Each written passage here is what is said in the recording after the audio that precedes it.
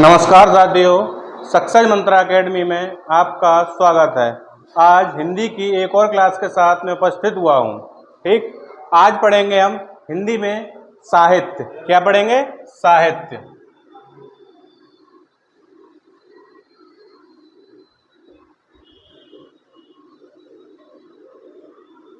देखें, हिंदी साहित्य में क्या है, जितनी भी आपकी रचनाएं हैं, लेखक हैं, कवि हैं, उनके बारे में विशेष चर्चा रहेगी। लेखक, कवि, उनकी चर्चा रहेगी। देखें, हिंदी साहित्य के माध्यम से मैं बताना चाहूँगा, एक कवि हैं आचार्य रामचंद्र शुक्ल। कौन? आचार्य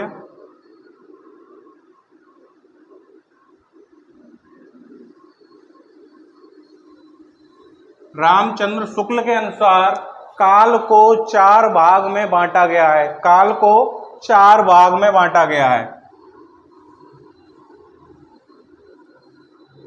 हिंदी साहित्य का भी काल है वो 4 भागों में बांटा गया है। देखें, पहला है वीर गाथा काल,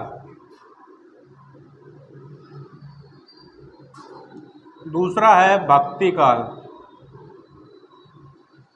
तीसरा है रीति काल और चौथा है आधुनिक। कौन सा है? आधुनिक काल। ठीक है, 4, देखिए मैं लिख ही दे रहा हूं, 4 भागों में बांटा गया है। ठीक, वीरगाथा काल, भक्ति काल, रीति काल और आधुनिक काल। इसमें भी देखें, समय के अनुसार देख लें। अब ये 1000 ईस्वी से 1350 ईस्वी तक रहता है। ये वाला 1350 ईस्वी से 1650 ईस्वी तक रहता है, और ये आपका 1650 से 1850 ईस्वी तक रहता है, और आधुनिक काल 1850 से अब तक। ठीक, इसमें समझने का 1850 से अब तक। आप जानते हैं कि जब हमारे राष्ट्र में एक क्रांति होती है, जिसे 1857 क्रांति कहते हैं, वो आधुनिक काल में हुई थी। इसीलिए आधुनिक काल में बांटा गया है 4 भागों में, वीरगाथा काल, भक्ति काल, रीति काल और आधुनिक काल। देखें, इसके अन्य नाम भी लिख ही दे रहा हूं मैं। इसको बोलते हैं आदिकाल। क्या बोलते हैं?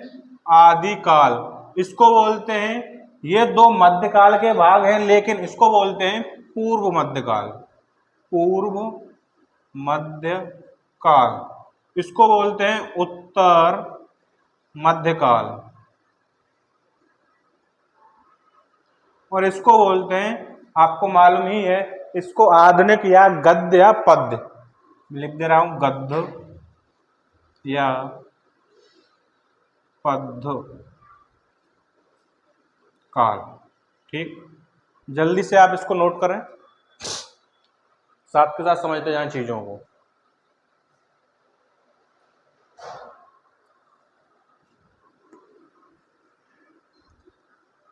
और आज की ये क्लास आपके लिए बहुत ही महत्वपूर्ण रहने वाली है, इसे अंत तक देखें, जिससे कि आज जो मैं आपको कराने वाला हूं उसमें कुछ ट्रिक से भी कराऊंगा।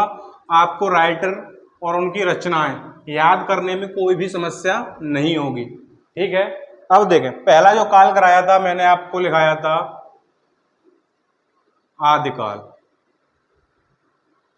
आदिकाल, इसके जो समय है वो है आपका 1000 से 1350 ईस्वी तक। ठीक, अब इसको वीर गाथा काल क्यों कहते हैं? दूसरा नाम मैं यही लिख दे रहा हूं, वीर गाथा काल। इसको वीर गाथा काल क्यों कहते हैं? क्योंकि इस समय वीरों की, जो हमारी भारत की भूमि है, इस समय वीरों का वर्णन किया गया है, इसीलिए इसको वीर गाथा काल कहते हैं। क्या कहते हैं? वीर गाथा काल। इसके कुछ प्रमुख कवि, उस समय कवियों द्वारा ही वर्णन किया जाता था, कवियों द्वारा ही वर्णन किया जाता था। तो इसकी देखिए एक ट्रिक बता रहा हूं मैं, उस ट्रिक के माध्यम से आप याद करें। अमीर चंद की विद्या नाले में जा गिरी। ध्यान रखना इस ट्रिक को, आपके लिए बहुत ही महत्वपूर्ण ट्रिक है ये आपके लिए। अमीर चंद की विद्या नाले में जा गिरी। अमीर चंद की विद्या नाले में जा गिरी। देखें, अमीर से हो गया आपका अमीर खुसरो। क्या हुआ? अमीर खुसरो। दूसरा है चंद से हो गया चंदबरदाई। चंदबरदाई। तीसरा है विद्या, विद्यापति।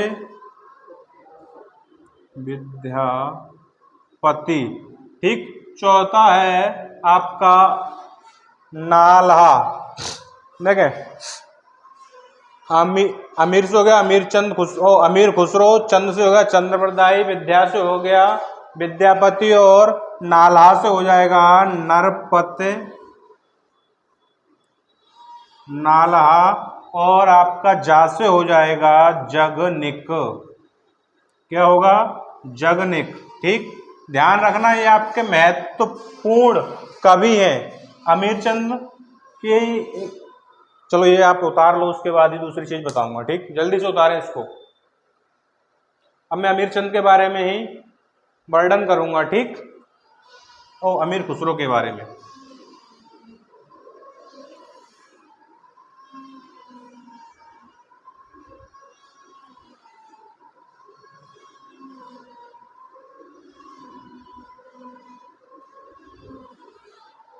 देखें,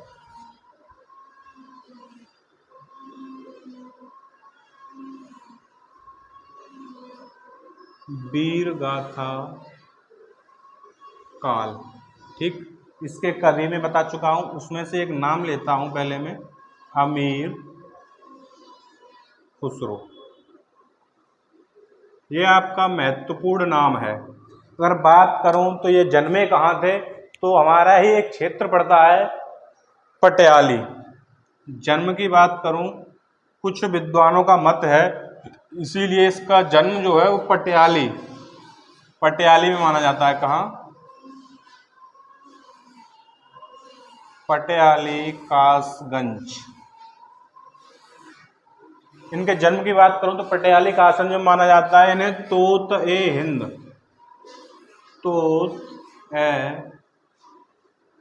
हिंद की उपाधि मिली हुई है। तोत ए हिंद की उपाधि। ठीक, ये खड़ी बोली के पहले कवि थे। खड़ी बोली के पहले कवि हुए। ठीक। एक और इनके बारे में विशेष जो प्रश्न आता है, सितार वादक यानी सितार का निर्माता किसे कहा जाता है, तो एक नाम आता है अमीर खुसरो, सितार निर्माता। कौन है ये? सितार निर्माता है। ठीक है, खड़ी बोली के कवि पहले हुए थे, तोत हिंद को उनको उपाधि मिली हुई है, सितार निर्माता इन्हें कहा जाता है। जन्म की बात करें तो पटियाली। इनकी एक कुछ कृतियां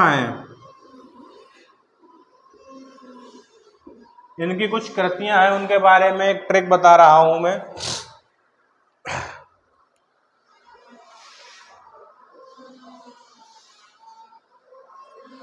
खाल की हालत नाजुक।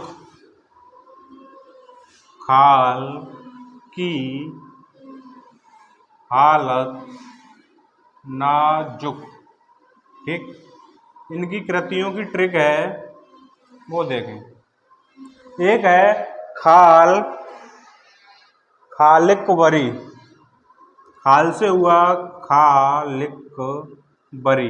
ठीक, हालत से हुआ हालत ए कन्हैया। हालत ए कन्हैया। हालत ए कन्हैया। क्या? एक तो है खालक बरी, दूसरा है हालत ए कन्हैया, तीसरा है आपका नजराना ए हिंद। क्या है तीसरा? नजराना ए हिंद। नजराना ए हिंद। ठीक, ये आपके अमीर खुसरो के बारे में चर्चा थी, वो खत्म हो गई है। मैं अगला दूसरा जो नाम है वो है आपका चंदबरदाई। क्या है? चंदबरदाई। ठीक। और चंदबरदाई के बारे में आप लोग वैसे भी जानते ही हैं। एक नाम आता है वीर गाथा में, तो किसका? पृथ्वीराज चौहान। आपने उनकी कहानी भी सुनी होगी। उन्होंने एक दोहा दिया था जिसके माध्यम से पृथ्वीराज चौहान ने एक व्यक्ति को मारा था। ठीक। अब देखें, दूसरा नाम है आपका चंदबरदाई। ठीक। देखें, हिंदी का महाकाव्य कौन सा है? पृथ्वी राज रासो। ये आपका हिंदी का महाकाव्य है पहला। मैं लिख ही दे रहा हूं, हिंदी का पहला महाकाव्य। ठीक। हिंदी का पहला महाकाव्य है चंदबरदाई, इनका नाम है, जिन्होंने पृथ्वीराज रासो की रचना की थी। ये वीर थे। कौन थे? पृथ्वीराज वीर थे। ठीक है। अगला नाम आता है आपका विद्यापति। क्या नाम आता है? विद्यापति। देखें, विद्यापति ने एक रचना की है और इनको हम मैथिल कोकला के नाम से जानते हैं। मैथिल कोकला। इन्हें हम मैथिल कोकला के नाम से जानते हैं क्योंकि ये भोजपुरी और मैथिली भाषा, यानी जो इधर चलती है आपके पूर्वोत्तर भारत में, उसके महान कवियों में से एक हुआ करते थे उस समय, विद्यापति। इनकी एक रचना है जिसका नाम है पुरुष परीक्षा। पुरुष परीक्षा।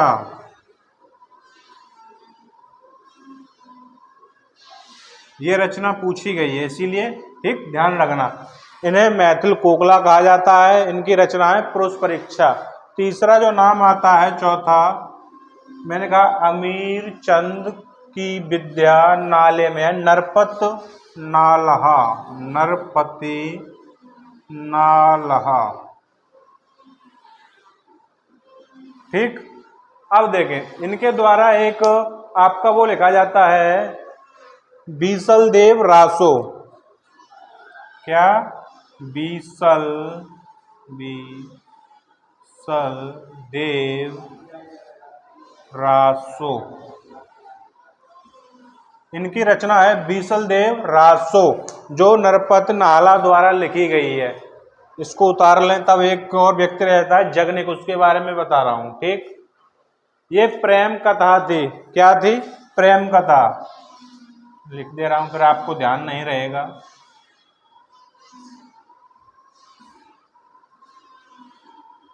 ये प्रेम कथा है, किसी की होगी, ये मुझे नहीं मालूम। ये प्रेम कथा थी। ठीक। एक व्यक्ति रह जाता है जो महत्वपूर्ण इतिहास में उसका योगदान रहा है, जगनिक। नाम है जगनिक।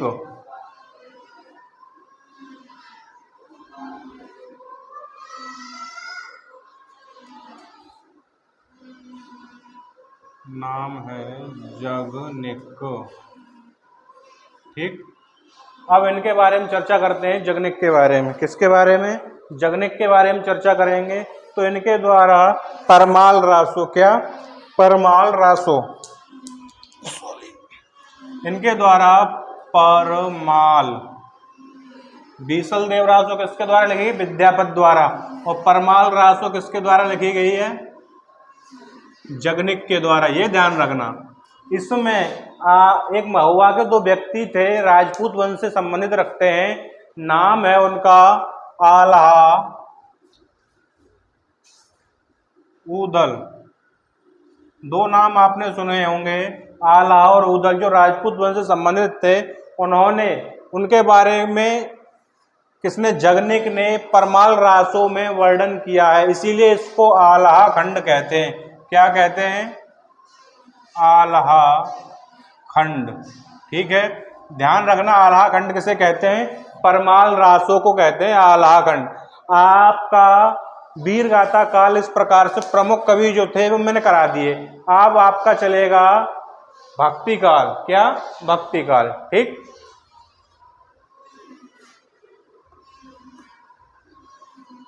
इनकी जगनिक की रचना पूछी गई है। परमाल रासो चंद्रवरदाई की परीक्षा में आई हुई है। ठीक, अब आपका चलेगा भक्ति काल। क्या चलेगा?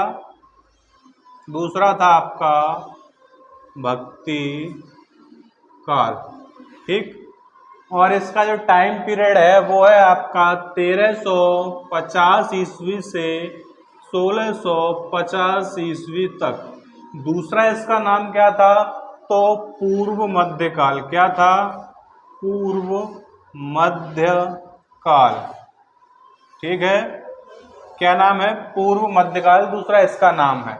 इसमें भक्तों द्वारा जितनी भी आपकी रचनाएं की गई हैं उनका वर्णन इसके माध्यम से बताऊंगा। आप देखें, इसकी भी एक ट्रिक है प्रमुख कवियों की।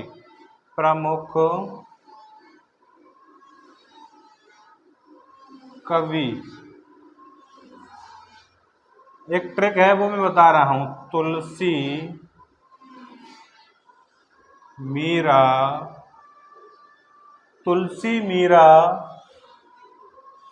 कबीर और रहीम की कब्र पर, तुलसी, मीरा, कबीर और रहीम की कब्र पर सूर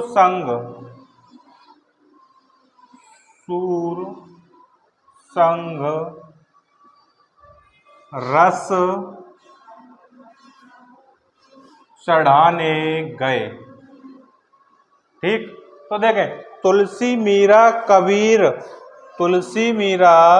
कबीर और रहीम की कब्र पर सूर के संग रस चढ़ाने गए।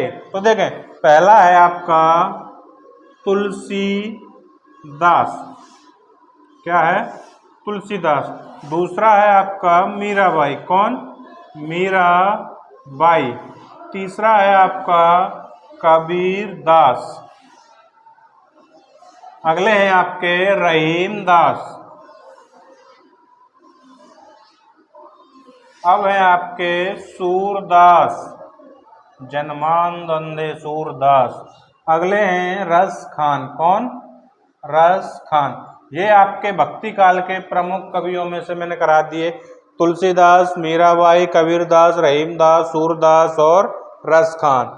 तुलसी, मीरा, कबीर, रहीम की कब्र पर सूर संग रस चढ़ाने गए। जल्दी से इसको नोट कर लें।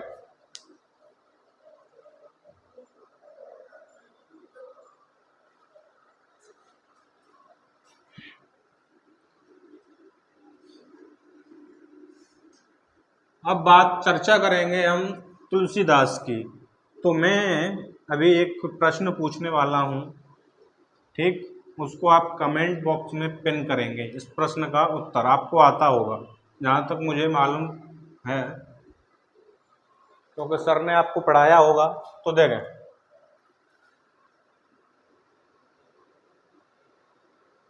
तुलसीदास। ठीक, तुलसीदास की चर्चा करेंगे अब। तो आपने इसका भी, अगर मैं जन्म की बात करूं तो इनका जन्म भी हमारे क्षेत्र में ही माना जाता है, सूकर क्षेत्र। कहाँ? जन्म की बात अब ये मत कहना कि सर किसी का करा देते हैं, किसी का जो आता है उसका ही। जो इनका जन्म कभी बार पूछ लिया जाता है कहाँ हुआ है, तो सूकर क्षेत्र।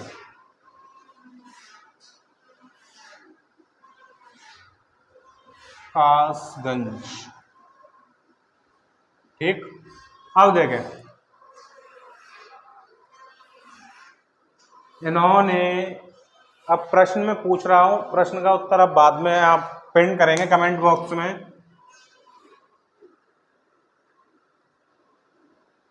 रामायण की रचना की। दूसरा है विनय पत्रिका। विनय पत्रिका। ठीक। पार्वती मंगल, इनकी कुछ रचनाएं हैं। पार्वती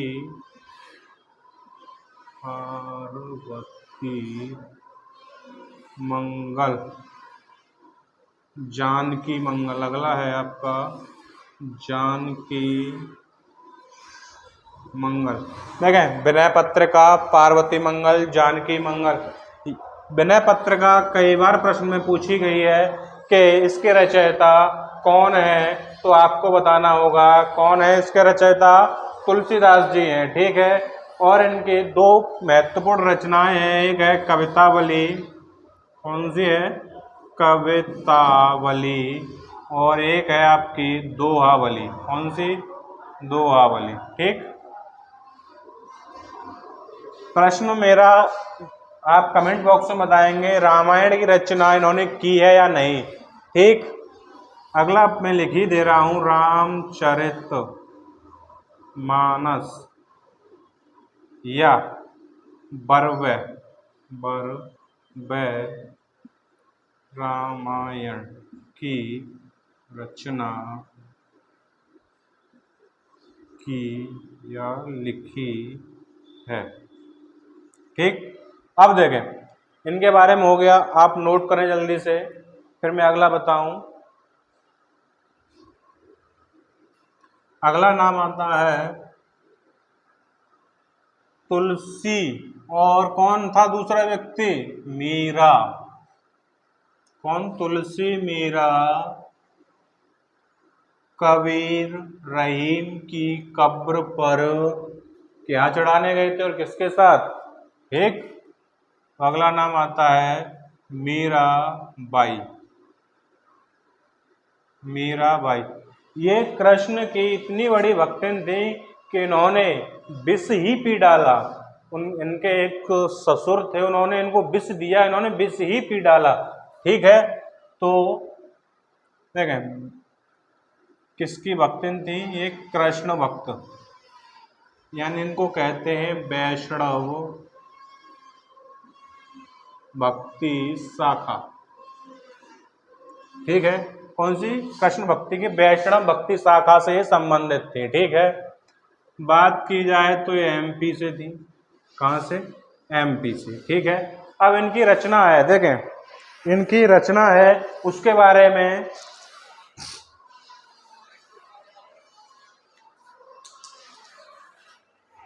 राग गोविंद रचना है, राग गोविंद, राग सोरठा, राग गोविंद, राग सोरठा, और बोलते हैं ना नरसी का भात, तो नरसी का मायरा, इन्हीं के द्वारा लिखा गया है। ये वाला प्रश्न कई बार आया हुआ है, और राग गोविंद और राग सोरठा, इसमें ये सबसे ज्यादा बार आया हुआ है, ठीक है। जल्दी से नोट करें। रचनाएं तो और भी हैं, और इनके नाम से रिलेटेड है, तो आप उनको जानते ही होंगे, ठीक। अगला जो नाम आता है आपका कबीरदास। कबीरदास जो एक जुल्हा परिवार में जन्मे थे, कौन, कबीरदास।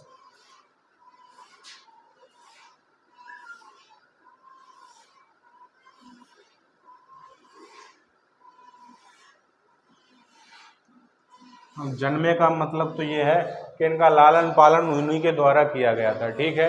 लालन पालन किसके द्वारा किया गया था, जुल्हा परिवार के द्वारा किया गया था, ठीक। इनकी एक ही रचना है जिसका नाम है बीजक। क्या है, बीजक। कौन सी है, बीजक, जिसमें आपको साखी शब्द रमैनी देखने को मिलता है। साखी शब्द और रमैनी, ये आपको देखने को मिलेगा किसमें, बीजक में, ठीक। अगला नाम आता है आपका रहीम दास। क्या नाम है अगला, रहीम दास। क्योंकि कबीर और रहीम की कब्र पर ही तो ये गए थे। कौन? मीरा और तुलसी। ठीक, इनको खान ए खाना, खान ए खाना की उपाधि मिली हुई है, की उपाधि मिली है। ठीक, इनको खान ए खाना की उपाधि मिली हुई है, जिसके, और ये किसके में है? रहीमदास वैसे तो नाम आता है अकबर का खाने, लेकिन वो वाले रहीमदास नहीं है, वो अब्दुल रहमान करके था उसका नाम। ठीक है, अब देखें इनकी जो रचना है वो है श्रृंगार, श्रृंगार सोरठा, श्रृंगार सोरठा दोहाबली, श्रृंगार सोरठा दोहा। देखें श्रृंगार सोरठा है आपकी, दोहावली है आपकी, नगर शोभा, सबैया, रत्नावली, नगर शोभा, और जो मैं अगले लिख रहा हूं सबैया, ये महत्वपूर्ण है। प्रश्न में ये वाली कई बार आई हुई है, सबैया। श्रृंगार सोरठा, दोहावली, नगर शोभा, सबैया, रत्नावली। ठीक, जल्दी से आप इसको नोट कर लें।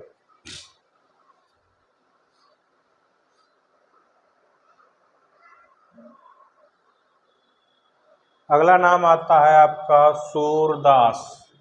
किसका आता है? सूरदास, जो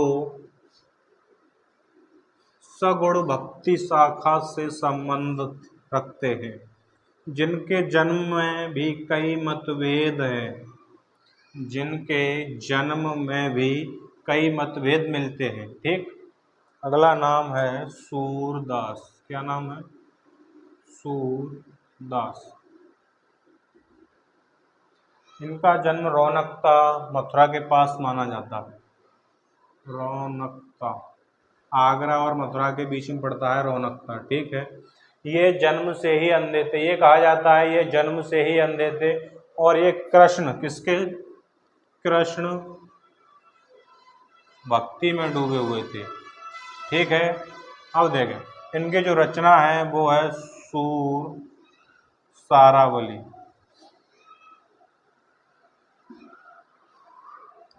सूर सारावली, साहित्य लहरी,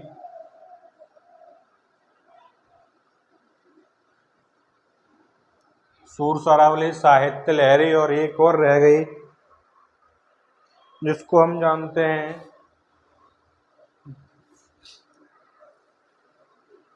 सूर सागर, जिसको जानते हैं हम सूर सागर। देख नहीं रहा होगा, नीचे लिख दे रहा हूं, सूर सागर। देखें सूर सारावली, साहित्य लहरी और सूर सागर, ये इनकी रचना है। अब आता है नाम रस खान। अगला जो नाम है वो है रस खान का। किसका है?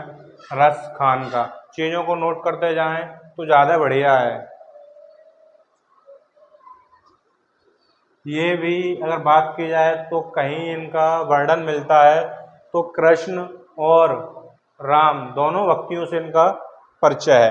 तो इनकी रचनाएं हैं तीन, इनकी तीन प्रेम महत्वपूर्ण रचनाएं हैं, जिसमें है प्रेम वाटिका, एक है प्रेम वाटिका, दूसरी है आपकी दान लीला, दान